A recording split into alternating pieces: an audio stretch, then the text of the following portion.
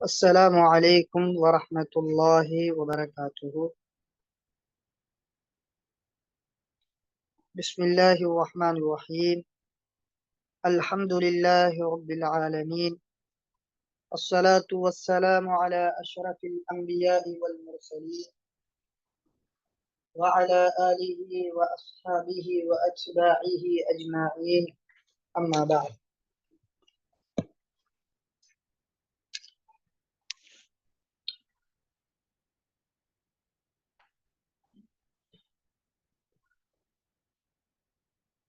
وبالسند المتصل مني إلى الإمام الخطيب التبريزي رحمه الله،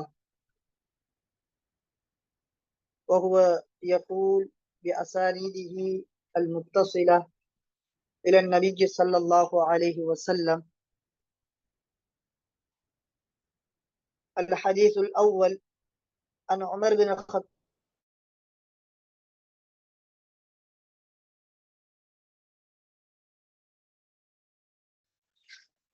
إنما الأعمال بالنيات وإنما لامرئ ما نوى، فمن كانت هجرته إلى الله ورسوله فهجرته إلى الله ورسوله، ومن كانت هجرته إلى دنيا يصيبها أو امرأة يتزوجها فهجرته إلى ما هاجر إليه. متفق عليه. الحمد لله. அல்லாஹ் சுப்ஹானஹு வ தஆலா அவனுடைய ஹதீஸ படிக்கக்கூடிய சந்தர்ப்பத்தை நசீப எங்களுக்கு ஏற்படுத்தி தந்திருக்கிறான். எனவே எந்த ஹதீஸ்களை நாங்க படிக்கின்றோமோ அந்த ஹதீஸ்களை எங்களுடைய வாழ்விலே அமுல்படுத்தக்கூடிய சந்தர்ப்பத்தை அல்லாஹ் எனக்கும் உங்களுக்கும் தந்தருள்வானாக. அல்லாஹும்ம ஆமீன். அல்ஹம்துலில்லாஹ். நாங்க கிதாபுடைய முகத்திமா பூரணமாக படித்து முடித்ததன் பிறகு கிதாபிலே வரக்கூடிய முதலாவது ஹதீஸ் சம்பந்தமாக படிக்க இருக்கிறோம். உண்மையிலே சொல்ல போனால் கிதாபுடைய முதல் ஹதீஸ் என்பது கிதாபுல் ஈமான் என்ற அந்த தலைப்புக்கு கீழால் வரக்கூடிய ஹதீஸு ஜிப்ரீல். இந்த ஹதீஸ் தான் முதலாவது ஹதீஸ் என்றாலும் தலைப்புக்கு மேலே ஒரு ஹதீஸை இமாம் ஹதீப் அத்-திப்ரிஸி ரஹிமஹுல்லாஹ் அவர்கள் இந்த இன்னமல் அஅமாலு பின்னியாத் என்ற இந்த தலைப்பை கொண்டு வந்திருக்கிறார். ஏன் இமாம் முஸன்னிஃப் ரஹிமஹுல்லாஹ் அவர்கள் இந்த ஹதீஸை கொண்டு வந்தார்கள்? இதற்குரிய நோக்கம் என்ன என்ற அம்சங்களை நாங்கள் பார்ப்போமாக இருந்தால், அல்ஹம்துலில்லாஹ், உண்மையில் மிக பெரும் ஆச்சரியத்தை தரக்கூடிய அம்சமாகத்தான் இந்த விடயம் இருந்து கொண்டிருக்கிறது. எனவே அந்த அடிப்படையில நாங்க இன்னமல் அஅமாலு பின்னியாத் என்று சொல்லக்கூடிய இந்த ஹதீஸ் சம்பந்தமான பஹ்ஸ நாங்க பார்ப்போம். பொதுவாக எந்த ஹதீஸை நாங்க எடுத்தாலும் அந்த ஹதீஸுடைய ராவி சம்பந்தமான சில விஷயங்களை நாங்க பார்க்கணும். அல்ஹம்துலில்லாஹ், ராவிமார்கள் சம்பந்தமாக பேசுவதாக இருந்தால் தாராளமாக பேசிக்கொண்டே செல்லலாம். என்றாலும் எங்களுக்கு எந்த விடயங்கள் மிக முக்கிய விடயங்களாக இருக்கிறதோ, எந்தெந்த விடயங்கள் நம்முடைய பயன்பாட்டில் தேவைப்படுமோ அப்படியான ஒரு சில விஷயங்களை நாங்கள் பார்த்ததன் பிறகு இன்ஷா அல்லாஹ் ஹதீஸ் சம்பந்தமாக பார்ப்போம். எனவே முதலாவது ஹதீஸ் உமர் பின் கத்தாப் ரலியல்லாஹு அன்ஹு அவர்கள் இந்த ஹதீஸை ரிவாயத் செய்கிறார்கள். சொல்கிறார்கள், நபியுல்லாஹி ஸல்லல்லாஹு அலைஹி வஸல்லம் அவர்கள் சொன்னார்கள், قال رسول الله صلى الله عليه وسلم, நபியுல்லாஹி ஸல்லல்லாஹு அலைஹி வஸல்லம் அவர்கள் கூறினார்கள், இன்னமல் அஅமாலு பின்னியாத், நிச்சயமாக அமல்கள் எல்லாம் எண்ணங்களை கொண்டுதான். ஒரு மனிதனுக்கு கிடைப்பதெல்லாம் மானவா, அவன் எதை நியத்து வைத்தானோ அதுதான் அவனுக்கு கிடைக்க போகிறது. இவருடைய ஹிஜ்ரத் அல்லாஹுக்காகவும் அல்லாஹுடைய தூதருக்குமாக இருக்குமோ அவருடைய ஹிஜ்ரத் என்பது அது அல்லாஹுக்காகவும் அல்லாஹுடைய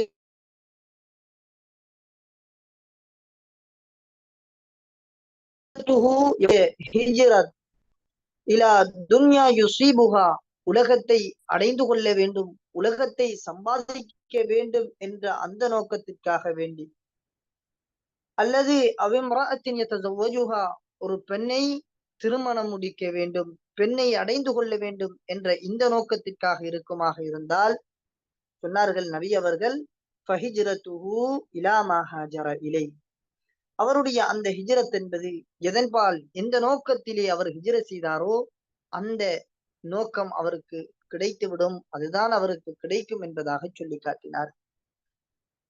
எனவே அந்த அடிப்படையில இந்த ஹதீஸை அறிவிக்கக்கூடிய ராவியாகிய உமர் இப்னு கத்தாப் ரலியல்லாஹு அன்ஹு அவர்கள் சம்பந்தமாக சில விஷயங்களை நாங்க பார்ப்போம்.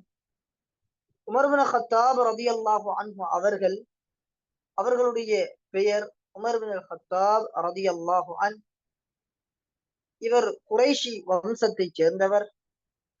நபியுல்லாஹி ஸல்லல்லாஹு அலைஹி வஸல்லம் அவர்களுடைய நஸபிலே வரக்கூடிய கஅப் பின் லுஐ என்பவருடைய நஸபிலே உமர் இப்னு கத்தாப் ரலியல்லாஹு அன்ஹு அவர்களுடைய நஸப் போய் சேர்கிறது. எனவே இவர்கள் குறைஷி வம்சத்தைச் சேர்ந்தவர்கள். உமர் இப்னு கத்தாப் ரலியல்லாஹு அன்ஹு அவர்களுக்கு நபி அவர்கள் புனைப்பெயர் சூட்டினார்கள், அபு ஹப்ஸ் என்பதாக சொன்னார்கள். எங்களுக்கு தெரியும் ஹப்ஸ் என்பது லோகத்தில் நாங்க சிங்கத்துக்கு சொல்லக்கூடிய வார்த்தை. அதே போன்று நபியுல்லாஹி ஸல்லல்லாஹு அலைஹி வஸல்லம் அவர்கள் இவருக்கு ஃபாரூக் என்ற ஒரு லக்கபையும் இவருக்கு வைத்தார்கள். ஏன் இவருக்கு ஃபாரூக் என்ற இந்த லக்கப் வந்தால் சொல்கிறார்கள், லிஃபுர்கானிஹி பைனல் ஹக்கி வல் பாத்தில், ஹக்கையும் பாத்திலையும் இவர் பிரித்ததின் காரணமாகத்தான் இவருக்கு ஃபாரூக் என்ற பெயர் வந்தது என்று முஹத்திஸூன்கள் தன்னுடைய கிதாபுகளிலே எழுதுகிறார்கள். எனவே இவருக்கு ஃபாரூக் என்ற பெயர் வந்ததற்குரிய 2 விதமான சம்பவங்களை முன்வைக்கிறார்கள். அதில் ஒரு சம்பவம், இப்னு அப்பாஸ் ரலியல்லாஹு அன்ஹு அவர்கள் இந்த ஹதீஸை அறிவிக்கிறார்கள். சொல்கிறார்கள், யுரீதுன அய்யதஹாகமு இல தாகூத் என்ற இந்த குர்ஆனுடைய வசனத்திலே இப்னு அப்பாஸ் ரலியல்லாஹு அன்ஹு அவர்கள் சொல்லுகிறார்கள், இன்ன முனாஃபிகன் ஹாஸம யஹூதியன், ஒரு முனாஃபிக் ஒரு யஹூதியோட சச்சரவு கொண்டான், சண்டை பிடித்தான். இப்ப அந்த முனாஃபிக அந்த யஹூதி நபியுல்லாஹி ஸல்லல்லாஹு அலைஹி வஸல்லம் அவர்களிடம் சென்று நாம் தீர்ப்பை எடுத்துக் கொள்வோம் என்பதாக அழைக்கிறார். ஆனால் அந்த முனாஃபிக்குமோ அந்த யஹூதியை அழைக்கிறான், நபி அவர்களிடம் நாம் செல்ல வேண்டிய அவசியமில்லை, நாம் யஹூதிகளுடைய அறிஞரான கஅப் பின் அல் அஷ்ரஃப் இவரிடம் நாம் செல்லுவோம், இவரிடம் நீதி நியாயத்தை கேட்டு செல்வோம் என்பதாக அந்த முனாஃபிக் சொல்லுகிறான். 2 பேருமே இறுதியாக நபி அவர்களிடம் தீர்ப்பு கேட்டு செல்கிறார்கள். சென்ற உடனே நபி அவர்கள் தீய விசாரித்து விட்டு அங்கே யஹூதிக்கு தீர்ப்பை கொடுக்கிறார்கள். இந்த யஹூதிக்கு நபி அவங்க தீர்ப்பை கொடுத்த உடனே இந்த முனாஃபிக்கு இதை பொறுத்து கொள்ள இயலாது, இவன் பொருந்து கொள்ளல்ல. எனவே இந்த முனாஃபிக் சொல்லுகிறான் அந்த யஹூதியை பார்த்து, நத்தஹாக்கம் இலா உமர், நாங்க நபி அவங்கள்ட்ட போயிட்டோம், உங்களுக்கு சார்பாக வந்துட்டு இப்ப நாங்க உமர் ரலியல்லாஹு அன்ஹு அவர்களிடம் போவோம்.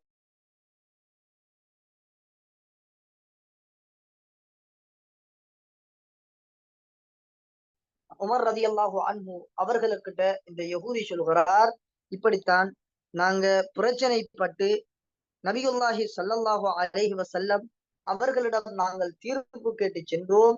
நபி அவர்கள் எனக்கு சார்பாக தீர்ப்பளித்தார்கள். ஆனால் இந்த முனாஃபிக் அந்த தீர்ப்பை அவன் புரிந்து கொள்ளவில்லை. உங்களிடம் அவன் தீர்ப்பு கேட்டு வந்திருக்கிறான் என்று இந்த யகூதி சொன்னவுடனே உமர் ரலியல்லாஹு அன்ஹு அவர்கள் அந்த முனாஃபிக்கை பார்த்து கேட்கிறார்கள், அக்கதாலிக், அப்படியா விஷயம் என்பதாக கேட்டவுடனே அந்த முனாஃபிக் சொல்லுகிறான், ஆம் என்று சொல்கிறான். அவர்கள் சொல்கிறார்கள், இதே இடத்தில் நீங்கள் நில்லுங்கள், நான் உங்களிடம் வருகிறேன் என்று சென்று தன்னுடைய வாளை உருவி அந்த யகூதியுடைய கழுத்தை பதம் பார்க்கிறார்கள். எனவே உமர் கத்தாப் ரலியல்லாஹு அன்ஹு அவர்கள் சொல்லுகிறார்கள், ஹக்கதா அக்தி லிமன் லம் யர்த பிகதாஇல்லாஹி வ ரசூலி, யாரெல்லாம் அல்லாஹ்வுடைய கலாவை அல்லாஹ்வுடைய தூதருடைய தீர்ப்பை யாரெல்லாம் புரிந்து கொள்ளாமல் இருப்பீர்களோ உங்களுக்கு நான் இவ்வாறுதான் தீர்ப்பு செய்வேன் என்பதாக இந்த விடயத்தை நடாத்துகிறார்கள். எனவே இந்த விடயம் சம்பந்தமாகத்தான் ஆயத்திறங்குகிறது. உடனே ஜிப்ரீல் அலைஹிஸ்ஸலாம் அவர்கள் சொல்லுகிறார்கள், இன்ன உமர் ஃபர்ரக பைனல் ஹக்கி வல் பாத்தில். உமர் ரலியல்லாஹு அன்ஹு அவர்கள் ஹக்கையும் பாத்திலையும் நன்மையையும் தீமையையும் பிரித்து காட்டி விட்டார்கள் என்று சொன்னவுடனே நபி அவர்கள் உமர் பின் கத்தாப் ரலியல்லாஹு அன்ஹு அவர்களுக்கு அல் ஃபாரூக் என்ற இந்த பெயரை இட்டார்கள். அதே போன்று இரண்டாவது சம்பவம் எங்களுக்கு தெரியும். ஆரம்ப காலகட்டத்தில ஹிஜ்ரத் என்பது முக்தபியா, குஃபார்களுக்கு தெரியாமல் ஒளிந்த வண்ணம் மறைந்த வண்ணம் நடந்து கொண்டிருந்தது. ஆனா உமர் ரலியல்லாஹு அன்ஹு அவர்கள் மதீனாவுக்கு ஹிஜ்ரத் செய்யக்கூடிய அந்த தருணம் வந்தபோது மக்காவிலிருந்து மதீனாவுக்கு செல்கிறார்கள். செல்லக்கூடிய அந்த நேரத்திலே காவிர்கள் ஒரு இடத்திலே அமர்ந்து கொண்டிருக்கிறார்கள். அந்த காவிர்களை பார்த்து உமர் ரலியல்லாஹு அன்ஹு அவர்கள் சொன்னார்கள், மன் அராத அன் தஃகத உம்முஹு வ வலதுஹு வ அன் தர்முல ஜௌஜத்துஹு ஃபல்யுகாபில்னி கல்ஃபல் வாதி. யாரெல்லாம் தன்னுடைய தாய் தன்னை இழக்க வேண்டும் என்று விரும்புகின்றீர்களோ, யாரெல்லாம் தன்னுடைய குழந்தைகள் என்னை இழக்க வேண்டும் என்று விரும்புகின்றீர்களோ, யாரெல்லாம் உங்களுடைய மனைவிமார்கள் விதவையாக வேண்டும் என்று விரும்புகின்றீர்களோ, அப்படி விரும்பக்கூடியவர்கள்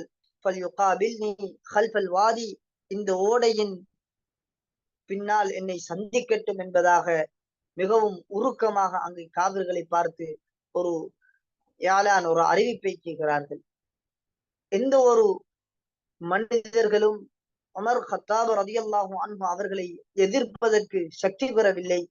எனவே தைரியமாக உமர் இப்னு கத்தாப் ரலியல்லாஹு அன்ஹு அவர்கள் ஹிஜ்ரத் செல்லுகிறார்கள். இந்த நேரத்தில் தான் நபியுல்லாஹி ஸல்லல்லாஹு அலைஹி வஸல்லம் அவர்கள் ஃபாரூக் என்ற பெயரை அவர்களுக்கு வைத்தார்கள். ஏனென்றால் அவர் ஹக்கையும் பாத்திலையும் பிரித்து காட்டிவிட்டார் என்பதற்காக வேண்டி. எனவே உமர் கத்தாப் ரலியல்லாஹு அன்ஹு அவர்கள் அவர்களுடைய ஒரு சிறப்பம்சத்தில் ஒன்றுதான், அவர்கள் எந்த விடயத்தை மனதிலே நினைக்கிறார்களோ பெரும்பாலான விடயங்கள் அவர்கள் ஆசைப்படுவார்கள். ஆனால் அங்கே அல் குர்ஆனுடைய வசனம் இறங்கிவிடும். உமர் இப்னு கத்தாப் ரலியல்லாஹு அன்ஹு அவர்கள் நினைத்த அந்த எண்ணத்திற்கு தோதுவாக குர்ஆனுடைய வசனம் இறங்கிவிடும். இவர் வஹுவ அவ்வலு மன் சும்மிய பி அமீரில் முஃமினீன் ஃபீமா பைனல் அஸ்ஹாப். தன்னுடைய தோழர்களுக்கு மத்தியிலே முதலாக அமீருல் முஃமினீன் என்ற பெயர் சூட்டப்பட்டவர் உமர் பின் கத்தாப் ரலியல்லாஹு அன்ஹு அவர்கள்.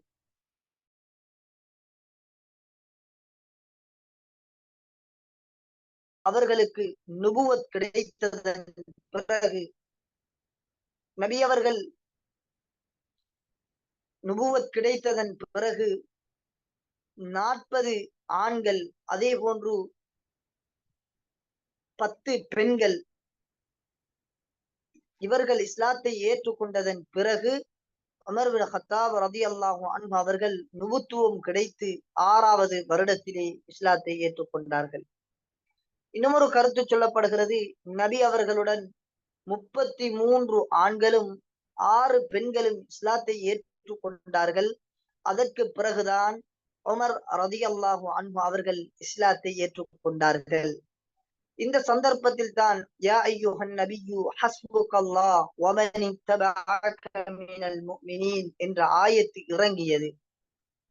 அதே போன்று உமர் பின் கத்தாப் ரலியல்லாஹு அன்ஹு அவர்கள் அபூபக்கர் சித்தீக் ரலியல்லாஹு அன்ஹு அவர்கள் மரணித்ததன் பிறகு அவருடைய உடன்படிக்கையின் பிரகாரம் அவர்கள் ஹிலாபத்திற்காக வேண்டி பைஅத் செய்யப்படுகிறார்கள். ஹிஜ்ரி 13ஆம் ஆண்டு இவர்கள் பைஅத் செய்யப்படுகிறார்கள். இவர்கள் கலீஃபாவாக ஆனவுடனே ஏராளமான ஊர்களை வெற்றி கொண்டார்கள். பெரும் பெரும் யுத்த களத்திலே வெற்றி கொண்டார்கள். இவர்களுடைய ஹிலாபத் ஆட்சி என்பது சுமார் 10.5 வருடங்கள் இடம்பெற்றது. இவருடைய ஹிலாபத் என்பது ஹிஜ்ரி 13 ஆரம்பித்து ஹிஜ்ரி 23 முடிவடைந்தது. உமர் பின் கத்தாப் ரலியல்லாஹு அன்ஹு அவர்கள் ஒரு நஸ்ரானியுடைய கையினால் அவர்கள் ஷஹீதாக்கப்பட்டார்கள். அவனுடைய பெயர் அபு லுஅ்லுஅ.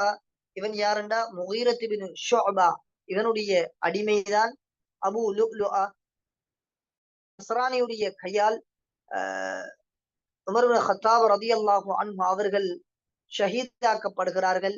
மதீனாவிலே சுபஹ் தொழுகையுடைய அந்த நேரத்திலே புதன்கிழமை துல்ஹிஜ்ஜா மாதத்துடைய 4 நாட்கள் மீதமாக இருக்கிறது. இந்த நேரத்தில் தான் உமர் பின் கத்தாப் ரலியல்லாஹு அன்ஹு அவர்கள் ஹிஜ்ரி 23 ஷஹீதானார்கள். அவர்கள் ஷஹீதான அந்த நேரம் அவர்களுடைய வயது 63 இருந்தது. இவர்களுக்கு சுஹைப் ரலியல்லாஹு அன்ஹு அவர்கள் ஜனாசா தொழுகையை நடாத்தினார்கள். உமர் பின் கத்தாப் ரலியல்லாஹு அன்ஹு அவர்களை தொட்டும் அபூபக்கர் ரலியல்லாஹு அன்ஹு அவர்கள் ஹதீதுகளை ரிவாயத் செய்திருக்கிறார்கள். அதே போன்று அல் அஷரத்துல் முபஷரா என்று சொல்லக்கூடிய சுருக்கத்திற்கு நன்மாராயம் கூறப்பட்ட சஹாபாக்கள் இவர்கள் உமர் பின் கத்தாப் ரலியல்லாஹு அன்ஹு அவர்களை தொட்டும் ஹதீதுகளை ரிவாயத் செய்திருக்கிறார்கள்.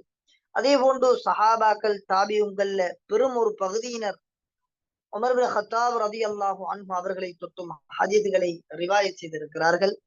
ஒட்டுமொத்தமாக சொல்ல போனால் அவர்களுடைய ஹதீஸ் என்பது 537 ஹதீதுகள் உமர் பின் கத்தாப் ரலியல்லாஹு அன்ஹு அவர்கள் ரிவாயத் செய்திருக்கிறார்கள். இந்த 537 ஹதீதுகளில் 81 ஹதீதுகள் புகாரி முஸ்லிம் ரஹிமஹுல்லா 2 பேரும் சேர்ந்து அறிவித்த ஹதீதுகளாக இருக்கிறது. அதே போன்று புகாரியிலே மாத்திரம் வரக்கூடிய இமாம் புகாரி ரஹிமஹுல்லா மாத்திரம் அறிவிக்கக்கூடிய ஹதீதுகள் 34 ஹதீதுகளாக இருக்கிறது. அதே போன்று முஸ்லிம் ரஹிமஹுல்லா அறிவிக்கக்கூடிய ஹதீதுகள் தனிய அவர்கள் மாத்திரம் அறிவிக்கக்கூடிய ஹதீஸ்கள் 21 ஹதீஸ்கள் இருக்கிறது. உமர் பின் கத்தாப் ரலியல்லாஹு அன்ஹு அவர்களுடைய கையிலே அணியப்பட்ட அந்த மோதிரத்திலே ஒரு வாசகம்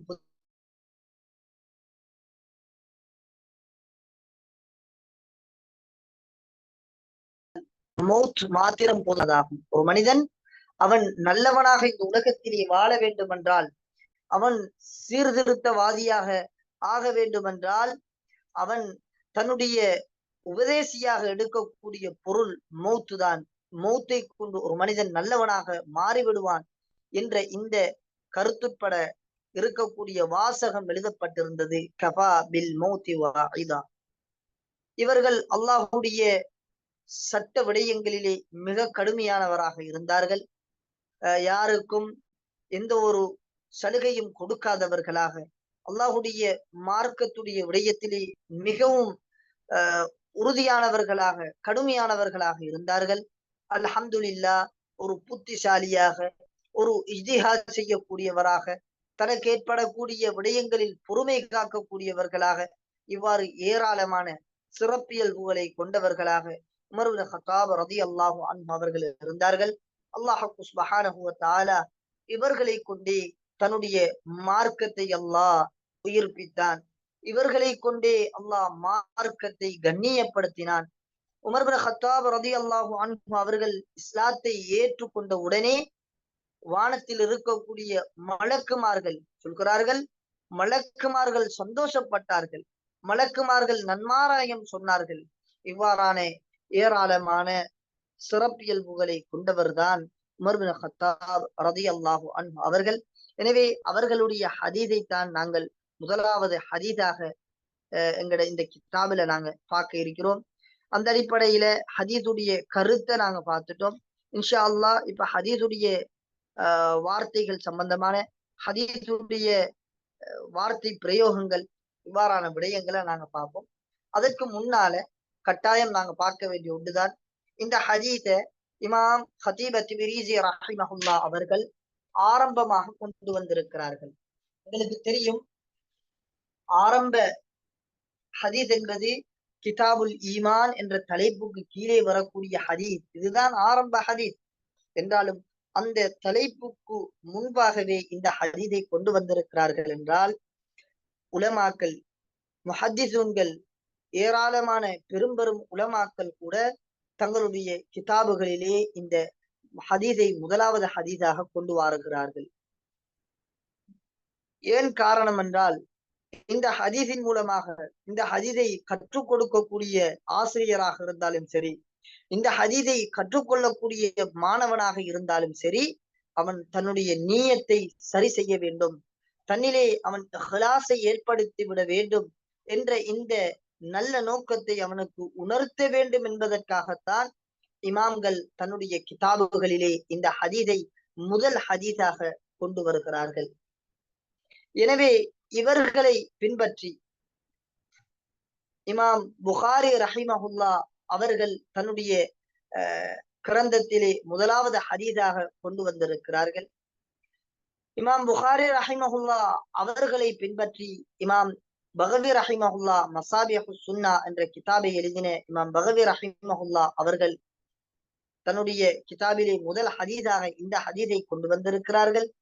அதே போன்றுதான் மிஷ்காத்துல் மசாபிஹ் என்ற இந்த கிதாபுடைய இமாமாகிய இமாம் ஹதீப் அத்-திப்ரிஸி ரஹிமஹுல்லாஹ் அவர்களும் இமாம் பகவி ரஹிமஹுல்லாஹ் அவர்களை பின்பற்றி இந்த ஹதீஸை முதலாவது ஹதீஸாக கொண்டு வந்திருக்கிறார்கள்.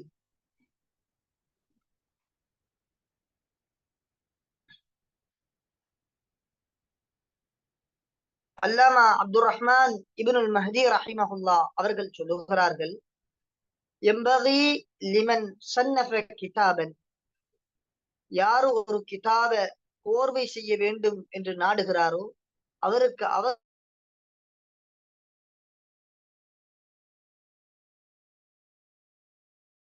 இதை முதலாவதாக கொண்டு வருவதுதான் அவருக்கு அவசியம் என்பதாக சொல்கிறார்கள்.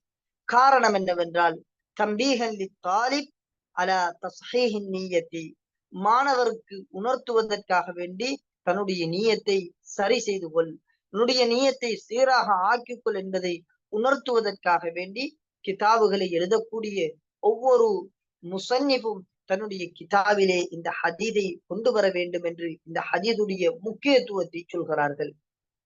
ஏராளமான உலமாக்கள், ஏராளமான முஹத்திஸூன்கள் இந்த ஹதீஸ் இது சிறப்பானது, இது சங்கையான பெருமதி மிக்க ஹதீஸ் என்ற விடயத்திலே அவர்கள் ஒன்றுபட்டு இருக்கிறார்கள். இந்த ஹதீஸ் என்பது தீனுடைய அடிப்படை ஹதீஸாக இருக்கிறது. ஹாதல் ஹதீஸ் மின் உசூலி தீன் وإنه الأساس الذي بنى عليه جميع الأحوال من العقائد والأعمال. இந்த ஹதீஸ் என்பது தீனுடைய அடிப்படை அம்சமாக இருக்கிறது. இமாம் இப்னுல் ஹம்மாம் ரஹிமஹுல்லாஹ் சொல்கிறார்கள், ஹாதா ஹதீஸுன் மஷ்ஹூர், இந்த ஹதீஸ் என்பது ஒரு மஷ்ஹூரான ஹதீஸாக இருக்கிறது. முத்தஃபகுன் அலா ஸஹஹிஹி, இந்த ஹதீஸ் ஸஹீஹ் என்பதிலே யாருமே மாற்று கருத்து கிடையாது. இதனுடைய அல்பாதுகள் ஏராளமாக வந்திருக்கிறது.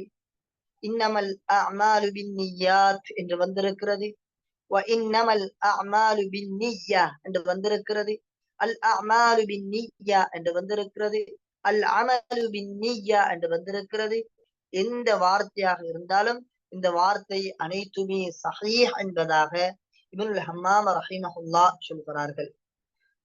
قال الشافعي رحمه الله இமாம் ஷாஃபிஈ ரஹிமஹுல்லாஹ் சொல்கிறார்கள், ஹாதல் ஹதீஸ் நிஸ்புல் இல்ம், இந்த ஹதீஸ் என்பது அறிவின் அரைவாசியாக இருக்கிறது. لأن للنية عبودية القلب, நியத் என்பது அது உள்ளத்துடைய ஒரு இபாதத்தாக இருக்கிறது. வசாயிரல் அமால், ஏனைய அமல்கள் என்பது அது இபாதத்துல் ஜஸத், உடம்புடைய இபாதத்தாக இருக்கிறது என்பதாக இந்த ஹதீஸை இந்த ஹதீஸுடைய முக்கியத்துவம் சம்பந்தமாக சொல்கிறார்கள். எனவே இந்த ஹதீஸுடைய சுருக்கத்தை நாங்கள் பார்ப்போமாக இருந்தால், இந்த ஹதீஸ் என்பது நிஸ்புல் இல்ம், இல்முல அரைவாசி இந்த ஹதீஸ் என்பதாக சொல்கிறார்கள். அபூ தாவூத் ரஹிமஹுல்லாஹ் சொல்கிறார்கள், ஹாதல் ஹதீஸ் ருபுஉத்தீன், மார்க்கத்தில் நான்காக பிரித்து ஒரு பகுதிதான் இந்த ஹதீஸ் என்று சொல்கிறார்கள். சில உலமாக்கள் சொல்கிறார்கள், உம்தத்துல் கைரி இந்தனா கலிமாத்துன் அர்பா, நான்கு கலிமாக்கள் இருக்கிறது. அந்த கலிமாக்கள் என்பது எங்களிடத்தில் மிக முக்கியமான நல்ல அம்சமாக, நல்ல காரியங்களில் ஒன்றாக அந்த நான்கு காரியங்களும் கணிப்பிடப்படுகிறது என்பதாக சொல்லிவிட்டு சொல்கிறார்கள். அந்த நான்கு கலிமாக்களும் என்ன தெரியுமா?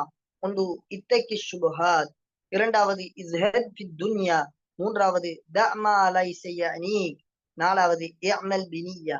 ஒன்று இத்தகி ஷுபஹாத், உனக்கு எந்தெந்த விடயங்கள் சந்தேகத்தை ஏற்படுத்துகிறதோ, எதிலே இது ஹலாலா ஹராமா என்ற சந்தேகம் உனக்கு வருகிறதா, அதனை பயந்து கொள், அதனை நீ பயன்படுத்தி விடாதே.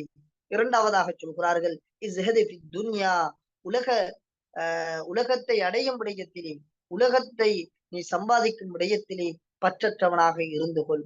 மூன்றாவதாக சொல்கிறார்கள், தஅமா லைஸ யஅனீக், உனக்கு தேவையற்ற விடயங்களில் நீ உன்னுடைய தலையை விடாமல் நீ தேவையற்று இரு, அந்த விடயங்களை விட்டுவிடு. நான்காவதாக சொல்கிறார்கள், இஅமல் பினிய்யா, நீயத்தை கொண்டு அமல் செய் என்று இந்த ஹதீஸை சொல்கிறார்கள். எனவே இந்த வார்த்தைகளுக்குரிய ஹதீஸ்களை நாங்கள் பார்ப்போமாக இருந்தால்,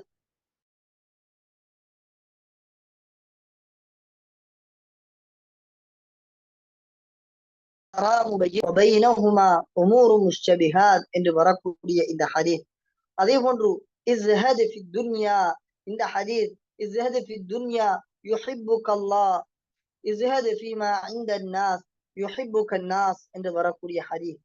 அதே போன்று மூன்றாவதாக தஅமா லைஸ யஅனீக், எங்களுக்கு தெரியும் ஹதீஸ் வருகிறது, மின் ஹுஸ்னி இஸ்லாமில் மர்இ தர்குஹு மா லா யஅனீ, ஒரு மனிதனுடைய இஸ்லாம் அது அழகு பெற்று விட்டது என்பதன் அடையாளம் என்ன தெரியுமா? தர்குஹு மா லா யஅனீ, தேவையற்ற விடயங்களை அவன் விட்டு விடுவது. அதே போன்று இஅமல் பினிய்யா, நியத்தை கொண்டு அமல் செய்து கொள். இதனுடைய ஹதீஸ் தான் இன்னமல் அஅமாலு பின்னியாத் என்ற இந்த ஹதீஸ். எனவே மிக முக்கிய ஹதீஸாக இந்த ஹதீஸ் இருந்து கொண்டிருக்கிறது. இந்த ஹதீஸுக்குரிய பெயர்களை நாங்கள் பார்ப்போமாக இருந்தால், இந்த ஹதீஸுக்கு இரண்டு விதமான பெயர்கள் சொல்லப்படும். ஒன்று ஃபலீஅத்து குதுபில் ஹதீஸ், இந்த ஹதீஸுக்குரிய ஒரு பெயர் தான் ஃபலீஅத்து குதுபில் ஹதீஸ், ஹதீஸுடைய கிதாபுகளில் தோற்றம் என்பதாக இந்த ஹதீஸுக்கு சொல்லப்படும், உதயம் என்பதாக சொல்லப்படும்.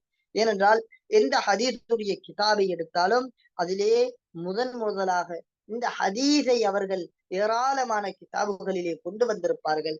எனவே இந்த ஹதீஸுக்கு பேர் சொல்லப்படும் ஹதீஸு ஃபலீஅத்தி குதுபில் ஹதீஸ் என்பதாக இந்த ஹதீஸுக்கு பேர் சொல்லப்படும். அதே போன்று இரண்டாவது இந்த ஹதீஸுக்கு ஹதீஸு மிம்பர் என்ற பெயர் சொல்லப்படும்.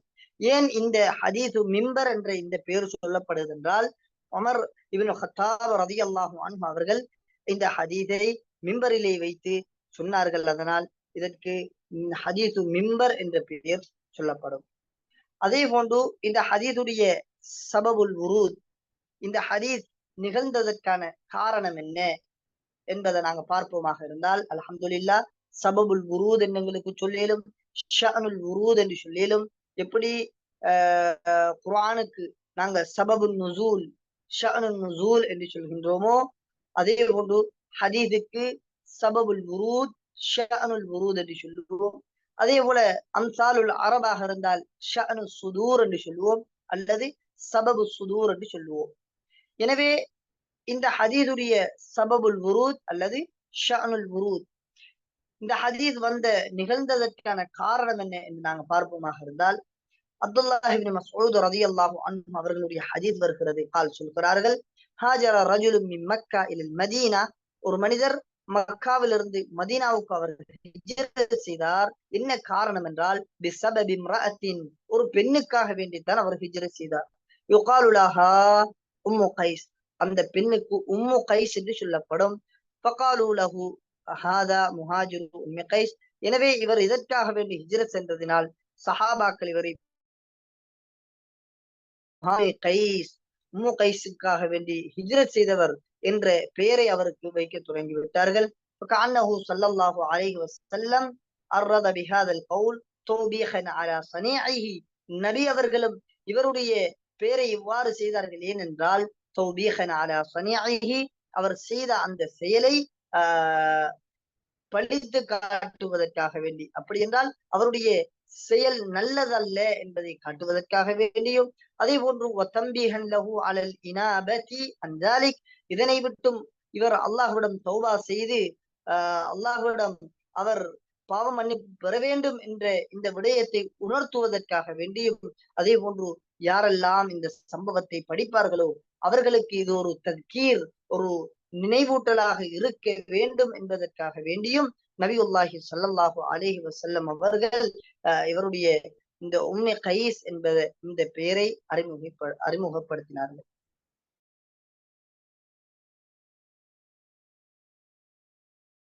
இவரை முஹாஜிரு உம்மே கைஸ் என்றால் அனைவருக்கும் விளங்கிவிடும். யாருமே சொல்வார்கள், இந்த ஹதீதுடைய சபபு சம்பந்தமாக கேட்டால் முஹாஜிரு உம்மே கைஸ் இவருடைய விடயத்தில் தான் வந்தது என்பதாக இவருடைய பெயரை இவ்வாறு சொல்வார்கள். ஆனால் எங்களுக்கு ஒரு கேள்வி எழலாம், ஏன் இவருடைய பெயர் சொல்லப்படவில்லை? இவருக்கென்று ஒரு அசில் சொந்த பெயர் ஒன்று இருக்குமே, அந்த பெயர் ஏன் சொல்லப்படவில்லை என்ற ஒரு கேள்வி எமக்குள் எழலாம். எனவே அந்த கேள்விக்கு நாங்க மிக அழகிய முறையிலே, மிகவும் ஒரு நுணுக்கமான முறையில நாங்க இந்த கேள்விக்கு பதில் சொல்ல இயலும். ஏனென்றா இவருடைய பெயர் என்பது இதுவரைக்கும் எங்களுக்கு தெரியாது. இதுவரைக்கும் அவருடைய பெயர் என்னவென்று தெரியாமல் அவர் முஹாஜிரு உம்மே கைஸ் என்றுதான் சஹாபாக்களுக்கு மத்தியிலே பிரபல்யமாக்கப்பட்டிருக்கிறார். எனவே ஏன் காரணம் இவருடைய பெயர் எங்களுக்கு கிடைக்கவில்லை என்றால், நாங்கள் அழகிய ஒரு பதிலை சொல்லிக் கொள்வோம். அல்லாஹ் சுப்ஹானஹு வ தஆலாவுடைய இல்மை சார்ந்த விடயம் இது. அல்லாஹ் தன்னுடைய சஹாபாக்களுடைய குறைகளை அவன் மறைக்க நாடி அவர்களுடைய குறைகளை மறைத்து விட்டான். அவர்களுடைய பெயர்களை சொல்வதை விட்டும் அல்லாஹ் அவர்களை மறைத்து விட்டான். ரலியல்லாஹு அன்ஹும் வரது அன், அவர்களையும் அல்லாஹ் பொருந்திக் கொண்டு விட்டான், அவர்களும் அல்லாஹுவை பொருந்திக் கொண்டு விட்டார்கள். எனவே அல்லாஹ் இவருடைய பெயரை வெளியாக்குவதை அல்லாஹ் மறைத்து விட்டான் என்று இதற்கு நாங்கள் அழகிய ஒரு விடையை சொல்ல முடியும். அதே போன்று இந்த ஹதீஸ் என்பது கிட்டத்தட்ட புகாரியில 7 இடங்களில் வருகிறது. இன்ஷா அல்லாஹ் நாங்க ஹதீஸுக்குள்ள போவோம். இன்னமல் அஅமாலு பின்னியாத், ஹதீஸுடைய ராவி சம்பந்தமாக பார்த்தோம். அதே போல ஏன் இந்த ஹதீஸ இமாம் கத்தீப் அத்-திப்ரிஸி ரஹிமஹுல்லாஹ் அவர்கள் ஆரம்பமாக கொண்டு வந்திருக்கிறார் என்றால், வலியுறுத்தியிருக்கிறார்கள். அதே போன்று தான் தன்னுடைய கிதாபை, எந்த கிதாபை பின்பற்றி எழுதுகிறாரோ அந்த கிதாபுடைய முஸன்னிஃப் ஆரம்பமாக கொண்டு வந்திருக்கிறார். எனவேதான் கத்தீப் அத்-திப்ரிஸி ரஹிமஹுல்லாஹ் அவர்களும் இந்த ஹதீஸை முதலாவது ஹதீஸாக கொண்டு வந்திருக்கிறார்கள். இன்னமல் அஅமாலு பின்னியாத், நிச்சயமாக அமல்கள் எல்லாம் எண்ணங்களை கொண்டுதான் என்ற இந்த இன்னமல் அஅமாலு பின்னியாத் என்ற வார்த்தைக்கு பலரும் பலவிதமான கருத்துக்களை சொல்கிறார்கள். இமாமுனா ஷாஃபிஈ ரஹிமஹுல்லாஹ் அவர்கள் சொல்லக்கூடிய கருத்து, இன்னமா ஸஹத்துல் அஅமாலி பின்னியாத், அமல்கள் ஸஹத்தாக ஆகுவதாக இருந்தால் நியத் என்பது அவசியம். எனவே இந்த ஹதீஸுடைய தக்தீர் எவ்வாறு இருக்கும் என்றால், இன்னமா ஸஹத்துல் அஅமால், அமல்கள் ஸஹத்தாகுவதெல்லாம் பின்னியாத்தி, நீயத்துக்களை கொண்டுதான் என்ற இந்த தக்தீர் என்பது இது இமாம் ஷாஃபிஈ ரஹிமஹுல்லா அவருக்குரிய தக்தீர். அதே போன்று அபு ஹனீஃபா ரஹிமஹுல்லா அவர்கள் இந்த ஹதீஸுக்கு தக்தீர் இடுகிறார்கள். இன்னமா கமாலுல் அமாலி பின்னியாத், அமல் என்பது அது நீயத் இல்லாமலும் அது கிடைத்துவிடும். ஆனால் அமலுடைய பரிபூரணம் கிடைப்பதாக இருந்தால் நீயத்து வேணும். எனவேதான் சொல்கிறார்கள் இன்னமா கமாலுல் அமாலி